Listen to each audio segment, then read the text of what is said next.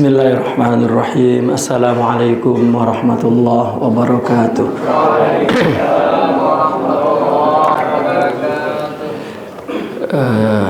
Terima kasih kepada moderator akhuna Syekh Muhammad Yusuf Al-Banjari. Alhamdulillah wassalatu wassalamu ala Rasulillah wa ala alihi wa ashabihi wa mawalah, amma ba'du. Pertama-tama yang kita hormati Rektor UIN Sultan Toha Saifuddin, Profesor Dr. Kiai Haji Kashful Anwar MPD, beserta jajaran Wakil Rektor, para dekan, ketua lembaga dan pimpinan fakultas kalau ada, dan semua kepada para dosen, guru besar, serta sivitas akademika UIN Sultan Toha, para masyayikh, para alim, tuan-tuan guru yang tanpa mengurangi hormat al-faqir, tidak menyebut satu persatu nama. Semoga kita semua mendapat keberkahan Allah Subhanahu wa ta'ala. Alhamdulillah, dengan izin Allah dan wasilah daripada akhuna Syekh Dr. Muhammad Yusuf Al-Banjari, bisa bersilaturahmi hadir ke Jambi yang kedua kali. Yang pertama dulu ada acara haul Syekh Abdul Qadir Al-Jilani di Tungkal, dan yang kedua alhamdulillah dapat bersilaturahmi dengan UIN Sultan Toha Saifuddin Jambi. Para hadirin hadirat yang berbahagia, dalam kesempatan bulan Maulid ini kita sepakat mengisi salah satu pengisiannya bersama Al-Faqir, yaitu daurah atau diskusi atau seminar atau ngaji apalah, ya. Dan Al-Faqir memilih judul ini, peran konkret kaum sufi dalam pembangunan insan, dan ditambah di tengah tantangan global. Yang ingin dititik beratkan di sini, kita ingin menjelaskan tentang bagaimana orang sufi membangun insan dengan madrasahnya, yaitu Tariqah Sufiyah.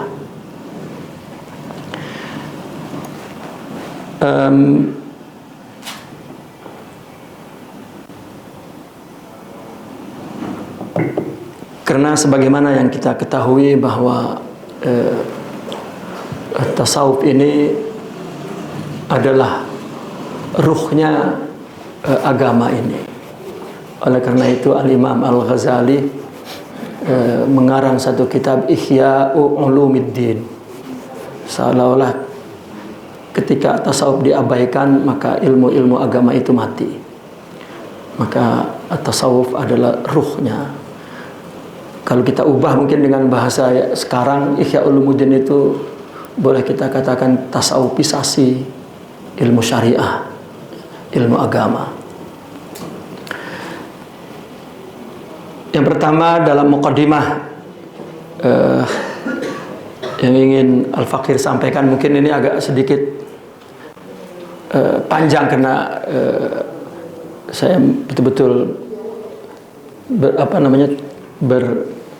artinya fokus kepada PowerPoint ini, ya. Saya mohon perhatian dari hadirin, dan saya tahu yang hadir semua para alim dan para amilin salikin, ya.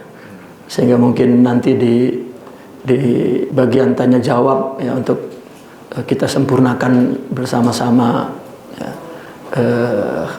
judul ini, tajuk ini. Yang pertama, bahwa secara universal memang tasawuf itu menjadi makna sebuah kerinduan manusia terhadap kesucian. Jika itu maknanya, maka semua peradaban, semua agama ada tasawuf gitu.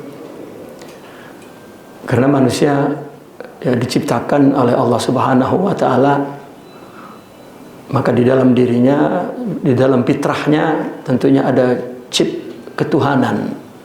Apapun agamanya, ya, secara hakiki mereka punya kecenderungan ya kepada Tuhan, kepada kesucian, kepada kebebasan.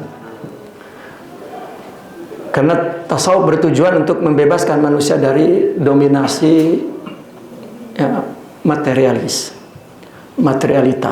ya, dan ingin mencapai kesempurnaan jiwa, kesempurnaan spiritual. Namun tasawuf dalam konteks Islam itu tumbuh dari kerangka iman, Islam, dan ihsan. Kita hafal hadis Jibril, ya. Akhbirni anil Islam, akhbirni anil iman.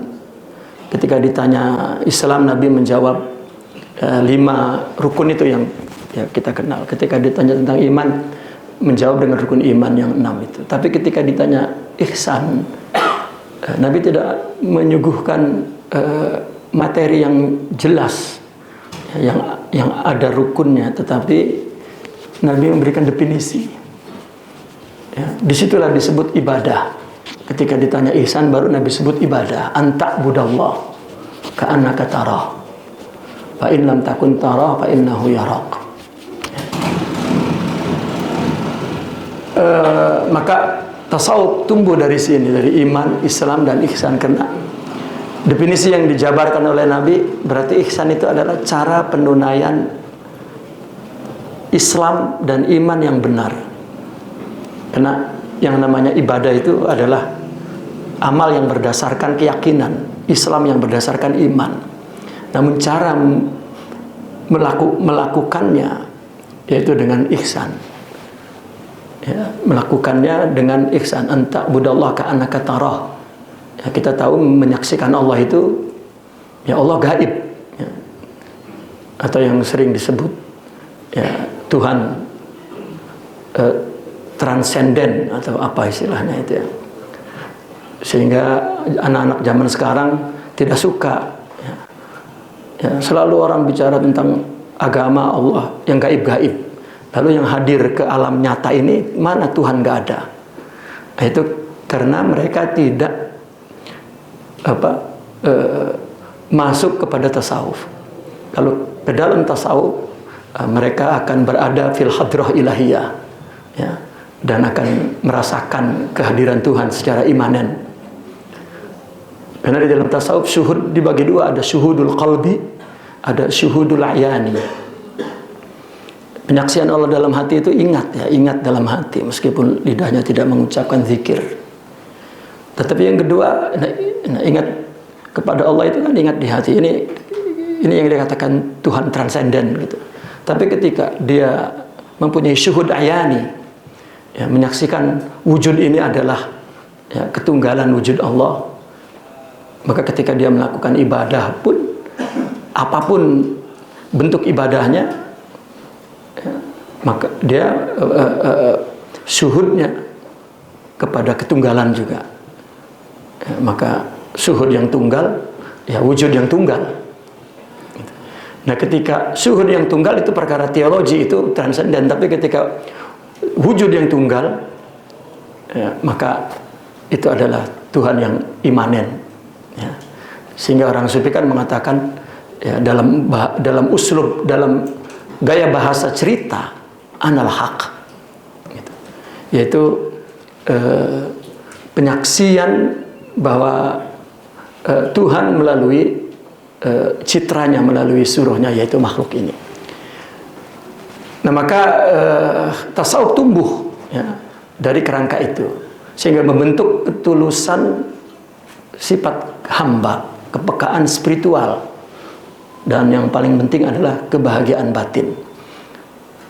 Nah, maka orang beragama Islam kalau masih menderita berarti ya belum sampai kepada tasawuf, ya. Belum sampai kepada tasawuf. Karena tidak ada alat yang membahagiakan manusia kecuali agama. Tapi justru yang paling menderita adalah orang yang punya agama ini, ya. Berarti tidak mendapatkan sisi tasawufnya dari agama ini. Nah, maka dalam Islam makna tasawuf menjadi satu kata yang mencerminkan visi spiritual khas yang mengintegrasikan pengetahuan agama dengan pengalaman rohani, sehingga orang-orang sufi melakukan ibadah itu dengan keriduan, bukan dengan keterpaksaan, dan maksiat juga ditinggalkan itu dengan kelapangan jiwa, dengan penuh gengsi lah, dengan penuh. Dan tasawuf juga ya, maknanya yaitu sebuah presentasi puncak ketakwaan, ya, dari hubungan yang otentik antara hamba dengan Allah Subhanahu wa Ta'ala. Nah, sehingga ciri tasawuf ini itu bukan dari sisi ritual yang formal atau klaim-klaim spiritual. Ya, secara praktis orang-orang sufi mendapatkan keikhlasan, kejujuran, dan ketulusan dengan Allah dan sesama manusia. Saya pernah mencari kenapa si penuntut di dalam tasawuf itu disebut murid, dari kata iroda. Dan rata-rata sepanjang abad tokoh-tokoh sufi ketika memberikan satu penjelasan tentang tasawuf yang produktif itu mesti memenuhi 3 syarat. Yang pertama, al-mursyidul kamil. Yang kedua, al-muridus shadiq. Yang ketiga, al-manhajus sahih. Nah, saya berhenti di kalimat al-muridus shadiq. Kenapa murid? Karena kalau kita baca buku tasawuf di abad pertama, kedua, ketiga, keempat, belum muncul itu istilah murid, yang ada sahib. Tapi kemudian di abad ke-6 mulai banyak tulisan-tulisan tentang murid. Murid dari kata irodah, dikasih sifat shadiq. Baru terjawab ketika saya menemukan satu risalah yang dinisbatkan kepada Al-Imam Junaid al-Baghdadi. Risalah beliau judulnya Sirrus Sidqi wal Ikhlas. Dan saya di situ mendapatkan penjelasan yang tidak pernah kita dapatkan di mana-mana. Patut ulama dunia ahli sunnah wal jamaah mengembalikan tasawuf ini kepada Imam Al-Junaid. Beliau mengatakan mungkin dari ide inilah ya, si penuntutnya disebut al-muridus shadiq, karena beliau mengatakan kalimat sifat sidik itu terkandung dalam sifat irodah. Orang jika punya keinginan itu maka akan sidik dengan apa yang diinginkan. Ya, orang masuk tarekat tapi inginnya jadi jagoan gitu, maka ya sidik. Ya, kalau nemu yang lain dia nggak mau. Kalau carinya Allah, sidiknya Allah, maka dia akan mendapatkan iradah Allah. Dan beliau menjelaskan ketika belum diekspresikan iradah itu masih ada dalam dirinya, itu sidik tersimpan di situ. Tapi ketika iradah itu ya, dimanifestasikan dalam bentuk aktivitas amal, itu bukan sidik namanya, tapi ikhlas. Jadi ikhlas itu tidak akan muncul kecuali dengan ya, irodah yang telah diamalkan. Maka itu sebab murid yang benar dalam tarekat adalah al-muridus shadiq, orang yang punya irodah, ingin Allah ya, sehingga Imam Ibn Athaillah mengatakan jidda sidqan tajid mursyida, dan seterusnya. Itu akan kita bahas khusus. Mungkin saya akan banyak berhenti ketika kita bicara tentang bagaimana orang sufi tindakan atau aktivitasnya atau upayanya yang nyata dalam membangun insan itu apa sebetulnya. Dan tasawuf juga dalam fungsi sosial dan transformasi menumbuhkan nilai-nilai kemanusiaan dan adab kepada Allah. Ya, saya ingin berhenti di beberapa kata yang saya anggap perlu dijelaskan. Kita sering mendengar adab. Adab itu sebetulnya yang dikehendaki oleh orang-orang sufi itu adab kepada Allah. Ketika kita berinteraksi kepada siapapun, apapun, kita berinteraksi kepada Allah, itu namanya adab. Kalau akhlak kan ekspresi sifat dalam tubuh kemudian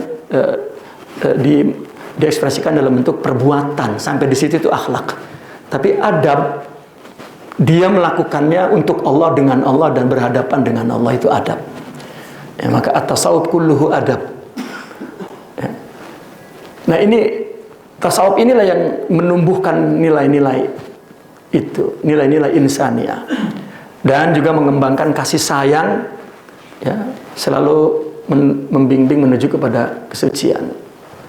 Tentunya secara sosial dia menjauhi kesombongan, ya, dan sikap merendahkan.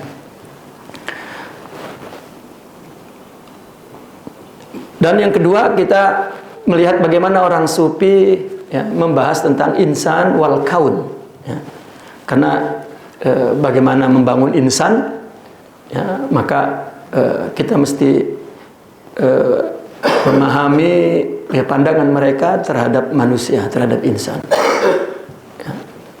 Kaum sufi memandang manusia ini sebagai cermin manifestasi ilahi.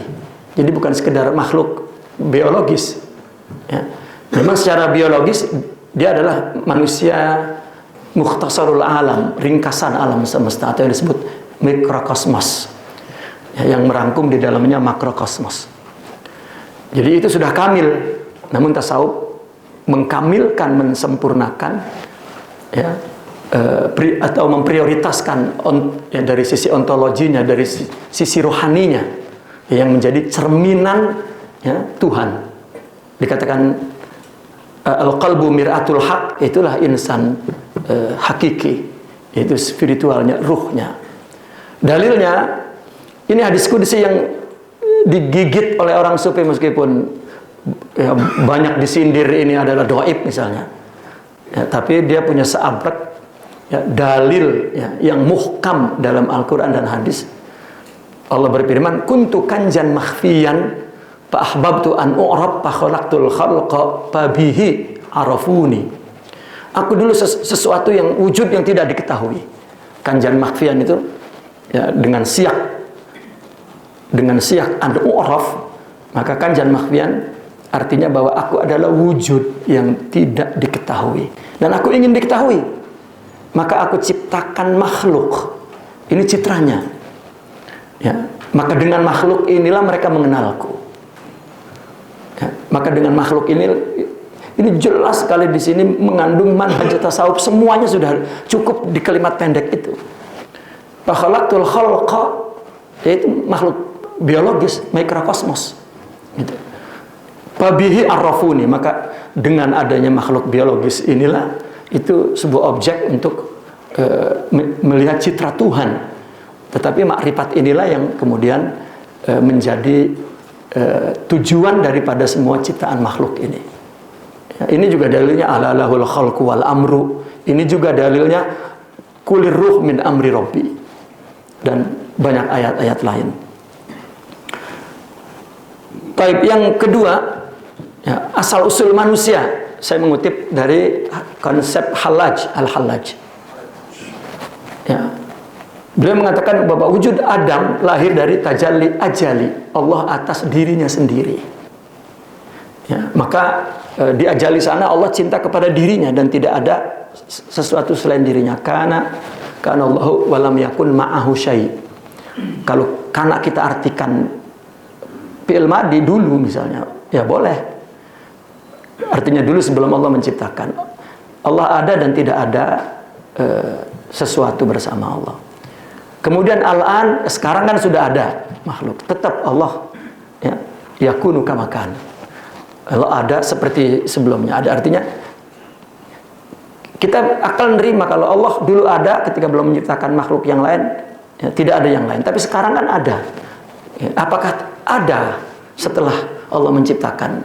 Ada selain Allah? Tidak. Sekarang pun Allah ada dan tidak ada yang lain. Ini konsep Al-Hallaj. Sehingga Adam diposisikan sebagai citra yang menghimpun nama-nama dan sifat Allah sehingga mempresentasikannya sepanjang masa. Kalau kita lihat, kita sebelum di sini ada di zaman abadi. Abadi itu qadim. Ya, kita sudah ada di situ, tapi bukan kita di dalam ilmu Allah lalu diturunkan ke bumi. Disebut hadis. Dan hadis ini bersifat fana. Nanti kita kembali ke azali, di sana disebut baqo. Rupanya itu baqo di situ lawannya fana, hadis di sini lawannya qadim. Jadi azali, kemudian dunia dan abadi adalah kisah insanud dahr. Ya, manusia masa. Dan Nabi bersabda, la tasubud dahr fa inna dahr huwa Allah. Jangan mencaci masa, masa itu Tuhan. Sedangkan yang dijelmakan dalam bentuk masa itu insan. Ya, maka tadi pabihi arafuni, maka dengan makhluk inilah ya, kita dapat mengenal Allah. Nah, ini konsep Al-Hallaj. Kemudian dalam pendekatan teleologi ya, dan prioritas ontologis manusia, ini juga dibuktikan bahwa secara lahiriah manusia muncul terakhir. Langit, bumi, tumbuhan, dan hewan ini duluan. Tetapi secara batin memiliki prioritas ontologis. Ruh dulu Allah ciptakan. Alastu bi rabbikum qalu bala. Gitu. Nah, berarti ruh dulu diciptakan. Ya, maka penciptaan dipahami bersifat teleologis, ada tujuannya. Bukan sekedar peristiwa, artinya kronologis penciptaan manusia dari Nabi Adam atau dilahirkan dari ibu, kemudian kecil, besar, dan sebagainya. Ya, tetapi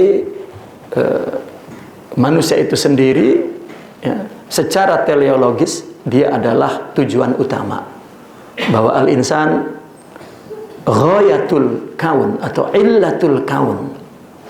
Maka ada analogi seorang pekebun, dia menanam biji lalu kemudian dia siram, dia pohon itu tumbuh besar, itu proses ya. Kronologis itu adalah proses, bukan tujuan. Tujuannya buah ya. Dan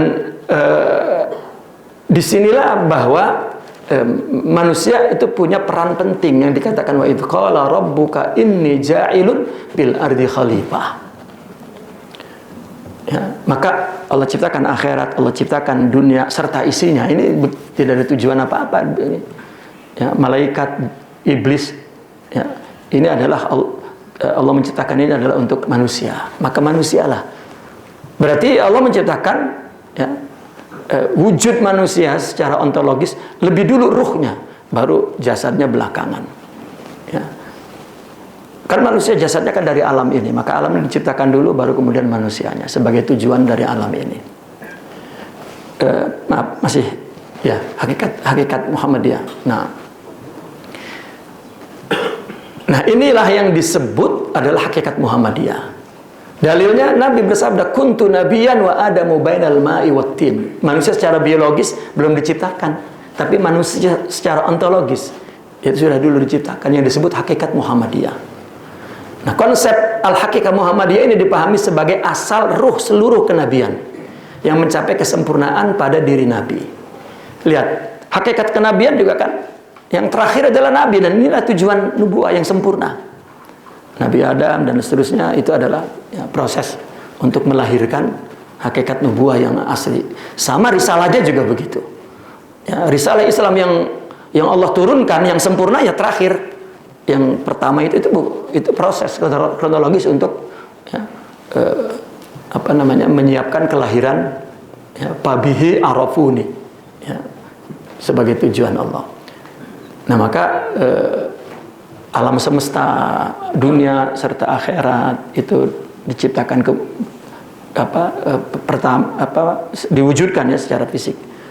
Ya, mula-mula tapi manusia yang terakhir. Dan maka manusia ini adalah ruhul kaun. Ya, dan kita sebagai manusia ruhnya adalah ya ruh ya, ontologis itu.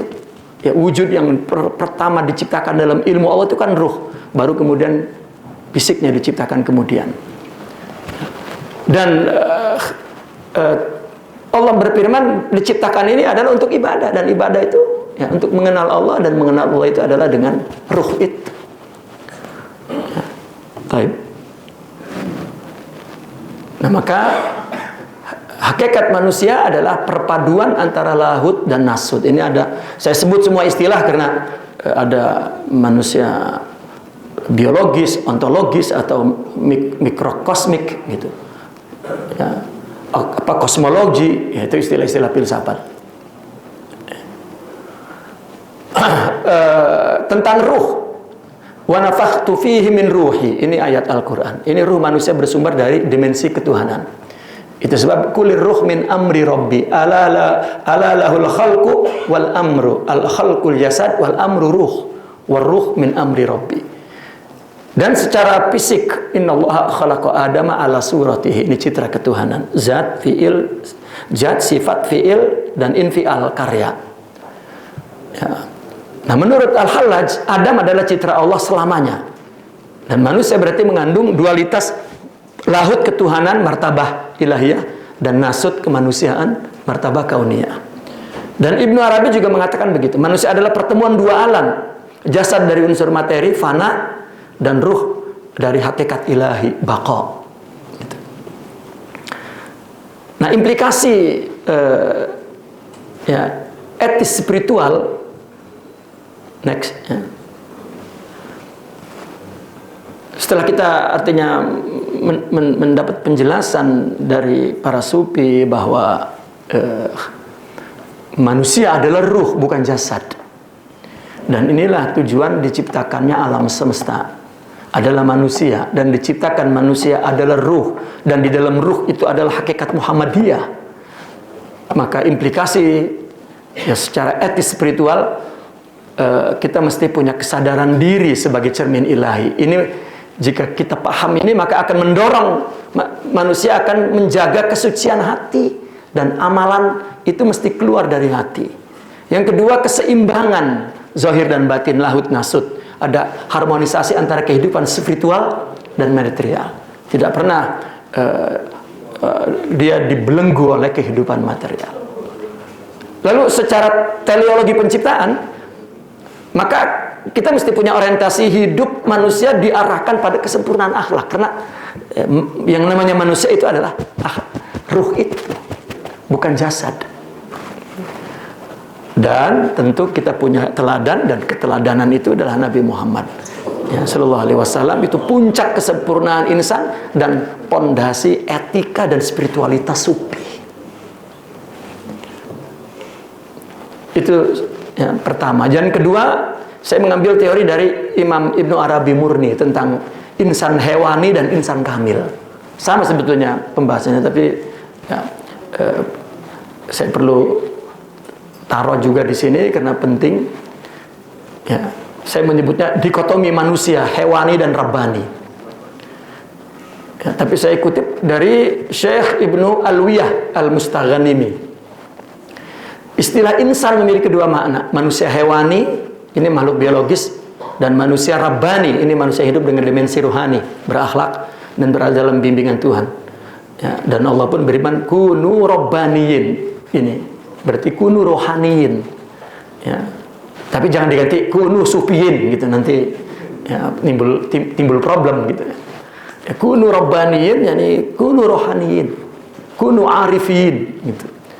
Ya. Bima kuntum tu'allimunal kitaba wa bima kuntum tadrusun. Ya.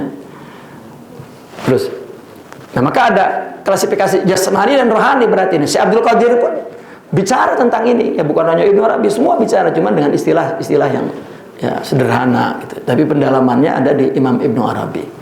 Beliau Imam Abdul Qadir mengatakan ya, jasmani ini manusia indrawi, terikat pada materi. Ruhani, manusia malakuti, berakar pada dimensi transenden. Nah, para arif menekankan bahwa hakikat manusia bukan sekedar indrawi, tapi melainkan malakuti. Nah, konsep manusia malakuti, ya, Abdul Hamid At-Tabrizi, beliau berkata segala wujud, mineral, tumbuh-tumbuhan, hewan, manusia berakar pada dimensi semua. Ya. Apa yang terjadi di sini sudah ada di alam malakut. Ya. Manusia indrawi bergantung pada manusia malakuti. Kita juga ya, bergantung kepada apa yang telah ditetapkan di alam malakut. Naik ke alam malakut dan wujud murni, atau turun ke alam materi. Hanya itu dua pilihan. Apakah kita menjadi seorang ya, yang bersama Tuhan ya, atau tidak bersama Tuhan, bersama ciptaannya. Nah, maka di sinilah Imam Ibnu Arabi mengatakan insan hewan dan ya, lawan insan kamil. Insan hewan itu pada prestasi lahiriah hanya menggabungkan hakikat alam. Udah itu kita biasa makrokosmos segala baiknya, menerima rezeki biologis. Insan kamil menggabungkan hakikat alam dan hakikatul hak. Ya, dua kesempurnaan sehingga memiliki otoritas khilafah. Ya. Seperti Allahul khalqu, Allah ciptakan ya, dunia serta isinya, kaun, termasuk tubuh manusia pun kaun. Ya. Tetapi kemudian Allah ciptakan di dalam manusia ruh. Nah, ruh inilah yang membuat manusia menjadi khilafah. Nah, ketika ruh, maka manusia adalah amrun rabbi bil kaun. Ya, kan ala lahul khalqu wal amr. Ya. Maka al khalaq alam semesta dan tubuh manusia minal kaun. Jadi minal khalaq. Tetapi manusia dikasih ruh dan ruh ini min amri rabbi. Dan manusia disuruh ya, maka dengan ini manusia menjadi khilafah. Berarti manusia adalah amrullah binisbalil kaun, warruh amrullah binisbalil insan. Itu sebab semua yang Allah lakukan diwakili oleh manusia. Karena Allah lahul khalqu wal amru. Al khalqu kan ciptaan, wal amr adalah tadbir, ya, imdad, dan semua dilakukan oleh manusia. Ya, yang hatta mewujudkan orang aja ya manusia, seorang ibu. Yang mengasih rezeki manusia, memberi hidayah manusia. Ya, maka itulah insan kamil. Nah, karena selain rezeki hewani, insan kamil ini juga menerima rezeki ilahi berupa ilmu, zauq, marifat, suhud, kasab, dan lain sebagainya. Nah, implikasinya dari ini semua, pertama disiplin diri. Jadi kita selalu mengendalikan dorongan jasmani agar tidak menutupi potensi rohani. Dan menjadi Rabbani, mencari dan mengajarkan ilmu sebagai jalan mendekati kepada Allah. Dan ada keseimbangan, menjaga harmoni antara kebutuhan materi dan aspirasi rohani. Dan akhirnya akhlak insan kamil meneladani sifat-sifat Rasulullah SAW. Contohnya ikhlas, kasih sayang, tawadu, dan dia menjadi khalifah yang membawa rahmat ya, lil alamin. Sehingga kalimat ucapan dalil hadis qudsi ya, laulaka ma khalaqtul aflaq. Itulah Muhammadiyah, itulah insaniyah ya. Ya, dan inilah tujuan diciptakannya alam itu adalah ya, akhlak. Taib. Nah, sekarang kita baca tantangan global. Ini kita cukup mengerti yang pertama arus materialisme dan konsumerisme ya. Yang pertama ini dominasi budaya yang mengukur kebahagiaan hanya dengan harta dan seterusnya. Ya. Sampai kita sebagai ahli sunnah wal jamaah dan mutasawwifin gitu, tetap aja materialisme. Gitu. Kalau ruhnya belum sempurna. Dan menggeser nilai spiritualitas, ibadah dan akhlak. Karena yang dikejar adalah keduniaan. Ya. Krisis identitas dan sekularisasi. Ya. Tekanan globalisasi membuat sebagian muslim kehilangan jati diri. Ya. Dan munculnya sekularisasi yang memisahkan agama dan kehidupan sosial dan politik. Ini problem-problem globalisasi. Kemudian Islam radikalisme. Lawannya juga Islamofobia. Nah, sebagian kelompok jatuh pada ekstremis. Semua ini adalah karena kehilangan rohani, kehilangan. Ya. Di sisi lain ada stigma negatif Islamofobia hatta dari saudara-saudara kita ya, yang fobia dengan Islam itu juga korban daripada radikalisme ya. Efeknya ya Islamofobia. Islam yang disajikan ya, tanpa kasih sayang, tanpa ya, terus kesenjangan ekonomi dan keadilan sosial ini kita mengerti ya. Ya, banyak di negara muslim masih terjadi itu. Kemudian krisis moral dan keluarga ya. Arus ya, liberalisasi budaya mempengaruhi gaya hidup generasi muda dan seterusnya ya. Ya, terus ketertinggalan dalam ilmu pengetahuan dan lain sebagainya. Kemudian ya, terus krisis moral ya, next isu perang, penindasan ya. Next ya, terus tantangan teknologi dan media digital ya. Dan kita masuk kepada tema yang paling penting ya, perspektif sufi dalam membangun insan rohani ini. Ya, kita tahu bahwa ternyata tujuan daripada semua itu adalah rohani. Ya. Maka orang sufi memandang atau fokus ya, kepada ruh insan, dan dia membangun ya, berbagai terminologi tentang alam insan itu, alam rohani itu. Mereka memandang manusia tidak hanya jasad biologis, melainkan memiliki kehormatan hakiki ketika Allah meniupkan ruh ke dalam dirinya. Itu Imam Al-Ghazali ya membahas tuntas tentang ya, ruh manusia. Ruh adalah identitas utama manusia, jasad hanyalah wadah. Karena itu tolak ukur pembangunan insan, baik individu maupun masyarakat, terletak pada kekuatan spiritualnya dan warisan rohaninya. Dan Allah berfirman, "Idz qala rabbuka lil malaikati inni khaliqun basyaran min tin." Ya. Fa idza sawaituhu wa nafakhtu fihi min ruhi faqa'u lahu sajidin. Ketika ditiupkan ruh baru sujud. Ya, baru ya, ya'budun. Ma khalaqtul jinna wal insa illa liya'budun. Nah, kemudian bagaimana yang dilakukan oleh orang sufi dalam melakukan pembangunan insan itu, yaitu ruh itu, yaitu dengan tarikat sebagai jalan penyucian dan transformasi ruh. Nah, maka tasawuf bukan ritual formal atau ekspresi lahiriah semata, pakaian, tangisan, teriakan, tarian dan lain-lain, melainkan tazkiyatun nafas dan pembinaan rohani. Nah, maka tasawuf sejati itu adalah kejernihan tanpa noda, artinya dominasi rohani kepada jasmani. Ya, pondasinya tentunya Quran dan Sunnah, sehingga melahirkan manusia yang tunduk kepada Allah, yang selalu bertaubat kepada Allah dan punya kesadaran yang tinggi. Nah, kerja utamanya adalah mengarahkan hati sepenuhnya kepada Allah, itu tarikat. Ya, tarikat itu adalah sidqut tawajjuhul qalbi ilallah atau al-iqbalul qalbi bil kulliyati ala Allah. Ya, ketika ditanya orang bertarikat itu orang yang lagi ngapain sih? Gitu. Secara ritualnya kan zikir, ya, terus mujahadah, ya. Tetapi sebetulnya itu adalah satu instrumen, satu kaidah untuk mendorong, untuk membantu dia bertarikat, ya. Karena itu kaidah di dalam tarikat, ya, zikir, mujahadah, khalwah, suhbah. Tapi orang yang bertarikat itu adalah orang yang ya, mengarahkan hati sepenuhnya kepada Allah dan istiqomah. Nah, maka dia menghadapi tahapan, ya, tahapan praktis tarikat itu makomat dan akhwal.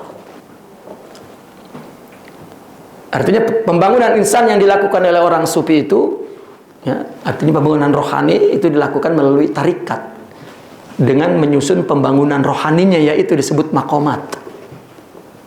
Ya. Adapun amalan rohani tadi seperti zikir, khalwah, mujahadah dan muraqabah itu menjadi instrumen utamanya.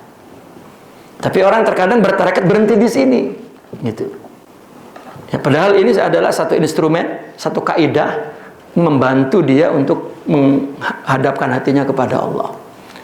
Ya, karena ya, orang yang sudah belajar menuntut ilmu, punya ilmu, ya, yang dulu dikatakan berat, tetapi yang paling berat ternyata ketika beramal. Karena beramal itu mesti iqbal kepada Allah. Inni wajjahtu wajhiya lilladzi fatara samawati wal ard. Aqim wajhaka lillah mukhlishina lahuddin. Dan ternyata mengalami kesulitan karena dia menghadapi manusia biologis itu dalam dirinya yang sempurna, yang independen, merasa ada, yang setiap saat dia mengaku Tuhan. Ya, dan itu yang dihadapi rohani, dan itulah perlu pertolongan Tuhan. Ya. Dan tasawuf fokus kepada bagaimana menghadapkan rohani, ya, melakukan apapun itu kepada Allah, dan itulah tarikat. Jadi fenomena ada orang bertarikat puasa tidak berhenti, ya, khalwah juga tidak berhenti, zikir masya Allah, ya, ya, dengan mujahadahnya. Tetapi kehidupan sehari-harinya ya, aktivitasnya, ibadahnya tidak berdasarkan syariat dan tidak dihadapkan kepada Allah, ini jalan di tempat. Ya, jalan di tempat. Ya. Artinya saya ada perumpamaan, ini mungkin perumpamaan yang apa ya, yang sederhana lah. Ya. Saya ingat saya itu tidak pernah minum obat farmasi, obat dokter. Bahkan kalau dipaksa minum, saya nggak bisa itu, mesti diantar sama pisang. Ya, pisang dulu makan, baru udah mau ditelan, baru masukin obat, baru ketelan. Kan berarti pisang itu pendorong obat. Tapi kalau orang makan pisang doang nggak ada obatnya, itu nggak makan obat, namanya makan pisang. Nah, instrumen itu pendorong agar hati ini ya, dapat menghadap kepada Allah, karena susah. Bahkan perlu guru. Ya. Dan bahkan instrumen ini adalah guru. Yang paling penting instrumen itu guru sebetulnya. Sehingga ada ungkapan at-tariqatu hiya syaikh. Kan ada pilihan, akan ada 4 instrumen utamanya, tuh kaidah utamanya. Zikir, mujahadah, khalwah, suhbah. Ya. Ketika di Mesir dulu, saya selalu bertanya kepada artinya Syekh Kabir gitu tentang 4 ini. Mana yang paling penting dari 4 ini? Ya. Semuanya penting, ya. Tapi kalau dikasih pilihan, ya, dia bilang, ya khalwah buang katanya gitu. Zikir, mujahadatun nafas, suhbah ini nggak bisa dibuang. Karena khalwah kan ada di dalam mujahadah. Kalau 3 ini dibuang, 1 siapa yang dibuang? Ya, zikir. Kalau tinggal 2, suhbah dengan mujahadah, ya, dibuang. Yang mana yang dibuang? Mujahadah. Suhbah tidak bisa. Nah, itu akhirnya saya memberi judulnya ya at-tariqatu hiya syaikh. Ya, bisa kita bangun argumentasinya ya, di tanya jawab nanti. Nah, tahap ini zikir, halwa, mujahadah, muraqabah ini membersihkan penyakit nafsu, memperbaiki niat dan meluruskan orientasi hati hanya kepada Allah. Untuk itu gitu. Kita sering mendengar apabila zikir itu makrifat, yaitu kan semboyan, manjada wajada gitu. Siapa yang sungguh-sungguh pasti dapat. Udah sungguh-sungguh gak dapat kan gitu. Ya. Sedangkan para aulia ketika bercerita tentang pengalaman makrifatnya, dia mengatakan ja'atul ma'rifati baghtah. Makrifat itu datang mendadak. Loh, berarti selama ini upaya yang dia lakukan bukan untuk mendapat makrifat, untuk menghadapkan hati kepada Allah. Jika sudah menghadap, baru Allah memberi makrifat. Gitu. Akhirnya mereka mengaku, ya, arabtu rabbi bi rabbi, bukan dengan upayaku, bukan dengan mujahadah. Akhirnya. Gitu. Dan itu sejak awal sudah digambarkan dalam maqamat dan hal, ya, bahwa maqamat fil zahir al-kasbi wa fil batin adalah al-wahbi. Hal fil zahir wahbi wa fil batin al-kasbi. Wahbi kasbi wahbi. Nah, itu teori orang sufi. Taib. Nah, sekarang kalau sudah tahu bahwasanya tarikat dan kemudian marhalahnya adalah maqamat wal ahwal, ya, dan instrumennya, alatnya adalah tadi zikir, apa semua di dalam tarikat itu, maka bagaimana secara praktis, ya, orang sufi membangun ruh itu, membangun maqamat dan ahwal itu. Nah, yang pertama yang perlu kita bahas urgensi suhbah ruhiyah. Karena tadi at-tariqatu hiya syaikh. Ya, semua kaidah tadi, metode tadi boleh dibuang, tapi ini satu tidak boleh dibuang. Tapi pertanyaan modern itu selalu, boleh nggak bertasawuf tanpa guru? Justru itu yang ditanya. Nah, sedangkan dari dulu ulama sudah mengatakan man laisa lahu syaikh ila akhirih, kan itu. Ya. Meskipun kalau kita melihat kepada hakikatnya, bukan guru yang menyampaikan, murid kepada Allah adalah Allah itu sendiri. Gitu. Ya. Taib. Urgensi suhbah. Seorang salik membutuhkan penuntun, apakah sebagai guru, mursyid, atau sebagai sahabat. Ini saya kutip dari kitab Muqaddimat Tasawuf Syekh Ahmad Zarruq. Ya. Dan pernah saya terpintas, kan Imam Ibnu Arabi itu dalam kitab Futuhul Makkiyah itu mutiara yang dilempar begitu saja. Jadi kita yang nuturin satu-satu untuk membangun satu tema aja, satu tema itu nggak bisa tuh kita baca terus kita pastikan begini. Tidak, mesti kita tutur dulu. Ya, karena ya, dibuang begitu saja. Ya, tidak tematik gitu. Nah, pernah saya melihat serpihan keterangan Imam Ibnu Arabi bahwa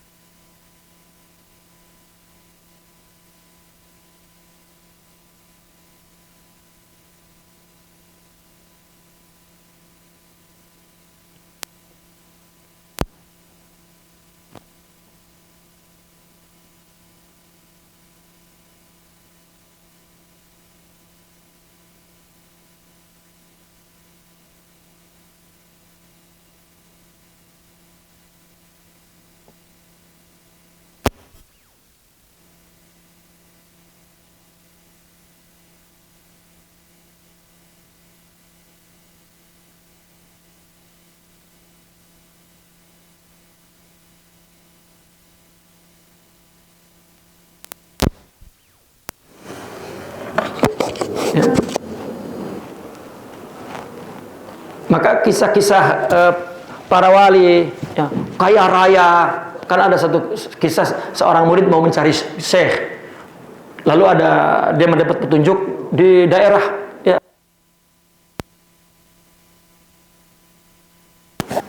syekhnya kaya raya.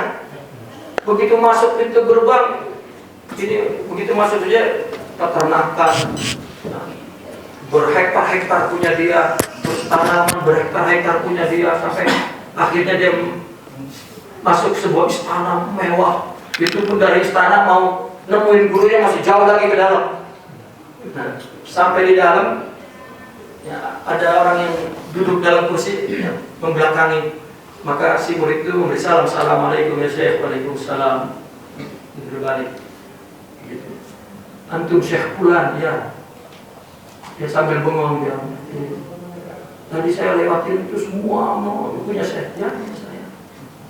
Bingung dia gimana mau mendidik orang, duitnya banyak sekali. Nah ini kan ya, belum muncul sifat zuhud. Nah dia tadi ketika masuk istana itu kan dia bawa buntelan pakaian dia dan nama hartanya itu ada di buntelan semua, tuh harta dia itu semua. Ya, jadi ditaruh di belakang pintu sambil mikir hilang nggak ini ya? Dunianya itu di buntelan, aduh hilang nggak ya? Ditaruh di buntelan supaya jangan hilang, masuk.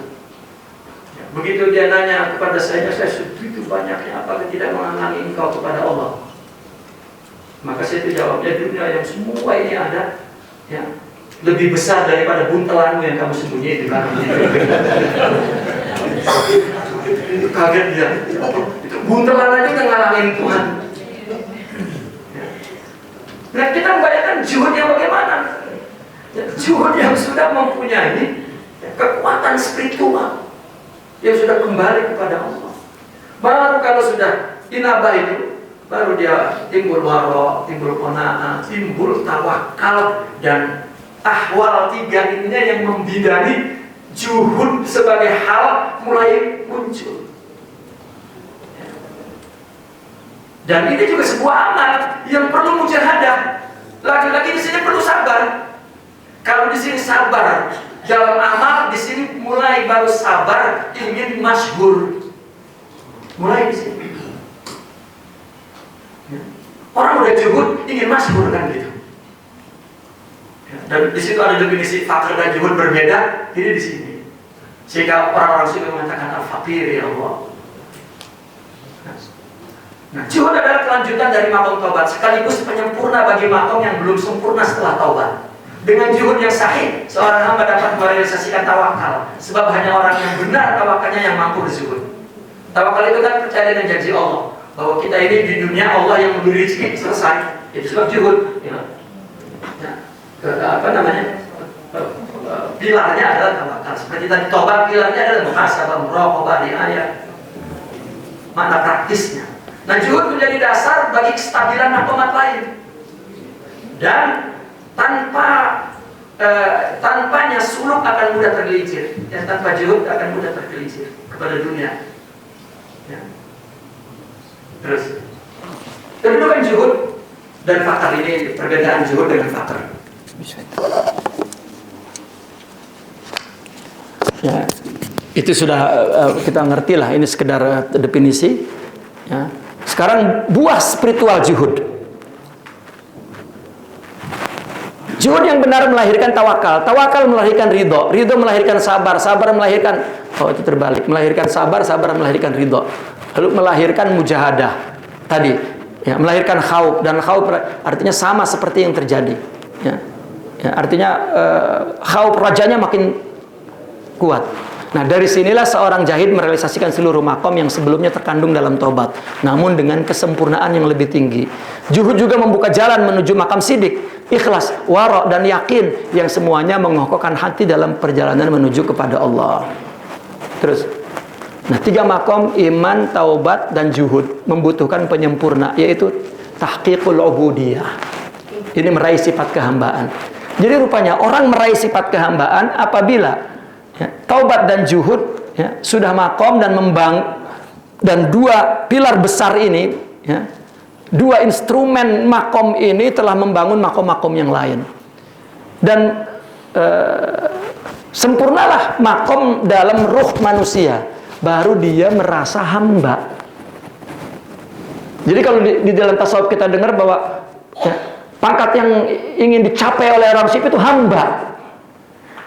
Ya, itu kalau tidak merasa hamba, kalau ruh tidak dominan, maka fisik ini ya, merupakan artinya citra, ya, citra Tuhan. Ya. Ini dia merasa independen. Ada dalam akidah Imam Arsalan. Mula-mula akidah itu ya, kalimat kulluka syirkun khafi katanya. Kulluka itu semuamu, wujudmu, sifatmu, fi'ilmu, dan karya yang keluar dari fi'ilmu itu pesaing Tuhan yang kamu tidak merasa. Illa idza akhlasta anka, kecuali engkau keluar dari wujud itu. Artinya membangun rohani sehingga mengalahkan dominasi fisik ini, baru yang mereka katakan ij'al nafsak matiyatan ila rabbik.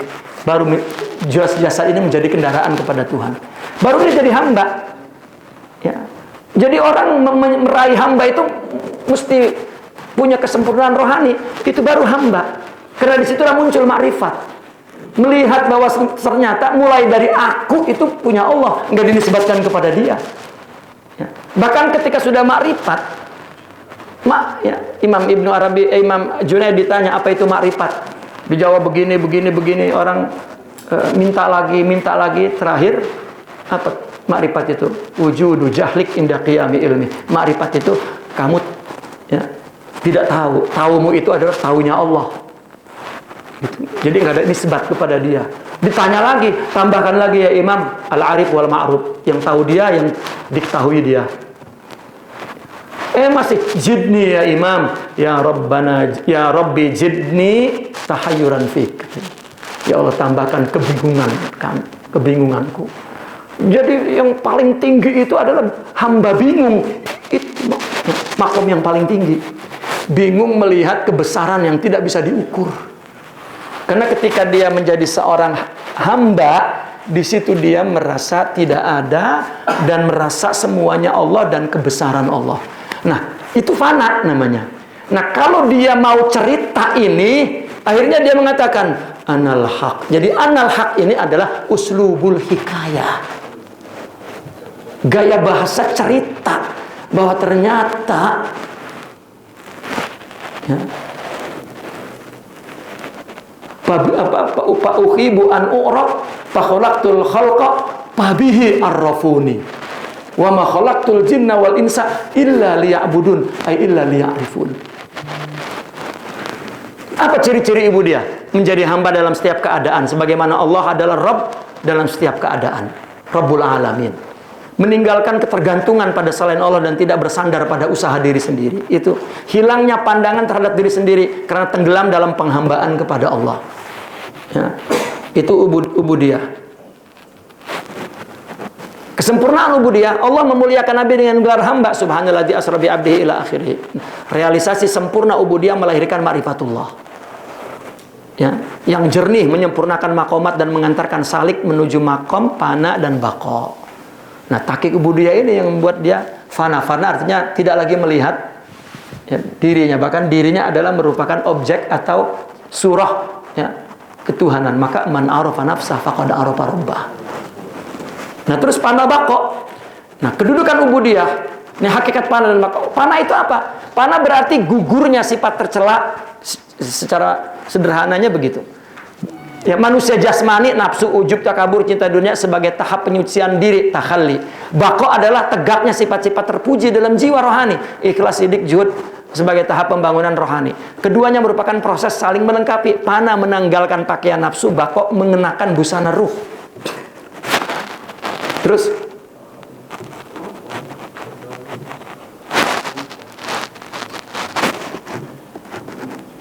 nah, dimensi rohani dan kedekatan Allah. Fana menandai hilangnya dominasi kekuatan jasmani, itu fana. Yang menjauhkan dari Allah itu. Sedangkan baqa meneguhkan kekuatan rohaniah, nafsul mutmainnah, yang mendekatkannya kepada Allah. Nah, kedua makam ini melambangkan kesempurnaan kedekatan hamba dengan Allah hingga mencapai tingkat arif, sidik, wali, dan muqarrab. Kan beda, orang wali itu yang disebut muqarrab, bukan muqarrib. Ya, karena dekat kepada Allah itu Allah yang mendekati, bukan kita. Taib. Prosesnya berlapis, panah dari diri, panah dari sifat, hingga panah dari kesadaran, panah itu sendiri, dan ya, berpuncak pada baka bersama wujud Allah terus. Ya. Maka implikasinya fana dan bako bukan hanya pensucian jiwa individu, tetapi juga pengokohan akhlak mulia dan pembentukan harmoni sosial. Ya. Dia mengerti sekali bahwa jasad ini adalah fenomena Tuhan yang disaksikan oleh ruh itu. Ya. Sehingga apa yang terjadi pada dirinya dia melihat adalah perbuatan Tuhan, sifat Tuhan. Nah, fana bako menumbuhkan persaudaraan kemanusiaan yang melampaui batas agama, bangsa, dan masyarakat. Ya, ini yang dikatakan orang sufi ini memandang agama itu sama apa dan sebagainya. Tujuannya adalah tercapainya perdamaian, kebahagiaan lahir batin, dunia dan ukhrawi. Jadi fana itu bukan orang yang ngeplay, nggak tahu apa-apa, itu orang orang mabok. Fana itu adalah orang yang mencapai tingkat kesadaran yang paling tinggi. Ya. Bahwa dia tidak ada, yang ada hanya adalah Tuhan, dan semuanya adalah jelmaan Tuhan. Nah, maka kalau kita melihat tantangan global tadi, ya, maka apabila inilah manusia imanen namanya, ya, sudah hadrah ilahiyah. Kenapa orang sufi mengatakan hadrah ilahiyah? Karena Allah sudah hadir ke dalam dirinya, ke dalam hidupnya, ya, berupa kesempurnaan rohani. Yang orang sufi mengatakan itulah hakikat Muhammadiyah. Itulah amrunya ala alahul khalqu wal amru kulir ruh min amri rabbi. Ya. Nah, maka untuk melawan materialisme juhud tadi. Ya. Para sufi mengajarkan bahwa dunia hanyalah sarana dan bukan tujuan. Ya, kalau punya sifat juhud baru bisa melawan, kalau enggak ya enggak bisa. Ya. Menguatkan identitas spiritual, tasawuf membina jiwa agar tetap berpegang pada iman, Islam, dan ihsan.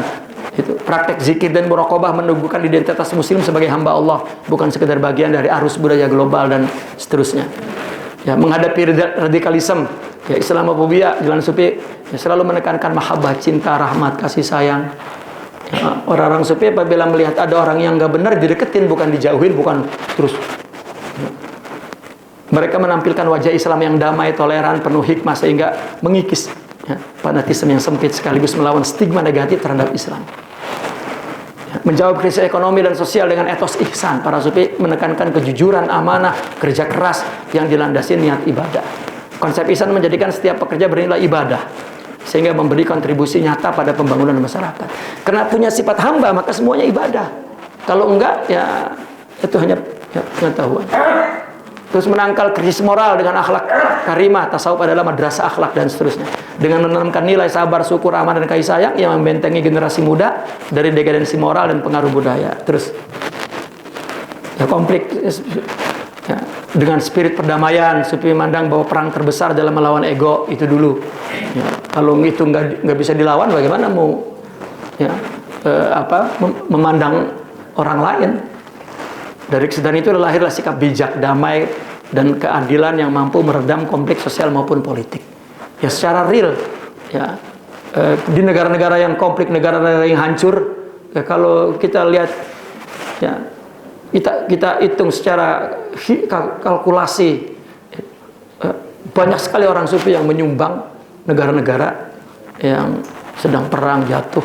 Ya, tapi ya, tidak boleh mengatasnamakan tasawuf tarekat karena madrasah tarekat bukan madrasah sosial, ya, madrasah rohani. Terus menjawab tantangan teknologi dengan hikmah dan dakwah digital. Ya, sufi modern menekankan penggunaan media digital sebagai sarana dakwah pendidikan. Mereka mengajarkan tazkiyatun nafas agar teknologi dipakai untuk kemaslahatan bukan kemaksiatan. Ya, terus menangkis krisis moral dengan akhlak karimah sudah. Kesimpulan spiritual tasawuf. Taubat, langkah awal penyucian diri yang membersihkan dosa-dosanya. Juhud, melepaskan cinta dunia, memenuhi hati dengan cinta Allah. Tahqiq ubudiyah, puncak penghambaan dengan konsisten amal lahir batin. Orang tidak akan konsisten kepada amal kalau tidak punya sifat kehambaan. baru kemudian fana dan bako. Hasil akhir perjalanan rohani, gugurnya sifat tercela fana dan tegaknya sifat terpuji bako, hingga mencapai marifatullah yang jernih, kedekatan kepada hakiki dengan Allah, ya, kedamaian serta kebahagiaan dunia dan akhirat. Kenapa orang di dalam tasawuf selalu dikatakan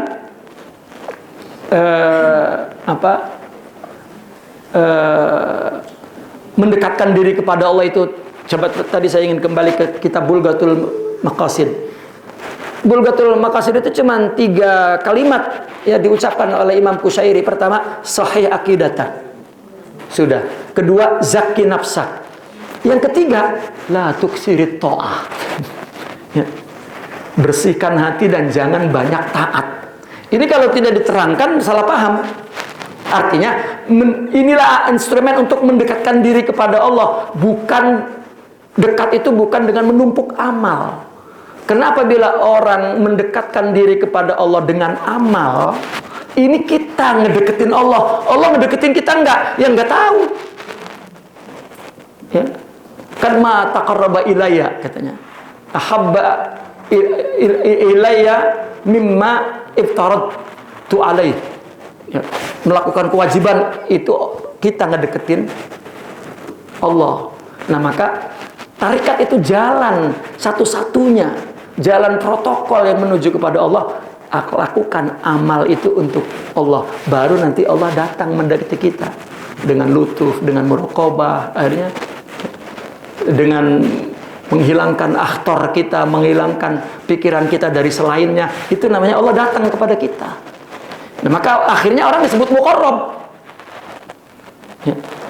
Bahkan Imam Sya'rani di dalam kitab Minah Husaniyah, ya, orang yang ibadah dengan bilangan, niatnya untuk dekat kepada Allah, artinya bahwa dengan amal banyak inilah yang dia tumpuk-tumpuk, ini adalah jasa besar dia kepada Allah agar menarik Allah untuk melihat amal dia dan agar dekat. Ini min daqaiqir riya, syirik. Jadi ibadah tuh ya, mesti karena Allah, dan bukan berarti orang sufi ibadahnya sedikit. Nah, ini yang korban ya, pembacaan yang salah jadi sedikit, padahal bukan. Ya, konsentrasinya kepada kemurnian ibadah untuk Allah. Itulah tarikat. At-tariqatu hiya sidqut tawajjuh ila Allah. Maka di dalam kaidah tasawuf Imam Jarruq, tasawufu ahadin ala qadri sidqi tawajjuhihi ila Allah katanya. Ya, tasawufnya seorang itu kadarnya tergantung kadar kesidikannya kepada Allah Subhanahu wa taala. Terakhir, jadi tasawuf tidak sekedar urusan zikir di sudut masjid, tapi sebuah jalan peradaban membangun manusia paripurna, insan kamil yang mampu menghadapi tantangan global dengan hati yang tenang, akhlak yang luhur, dan peran sosial yang nyata. Saya kira demikian. Kalau masih boleh bertanya jawab, ya boleh. Kemudian Al-Fakir menyusun doa dari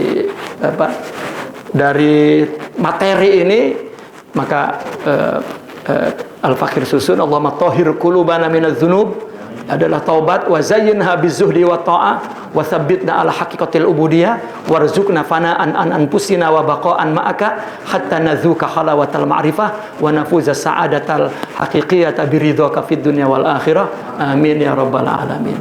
Assalamualaikum warahmatullahi wabarakatuh.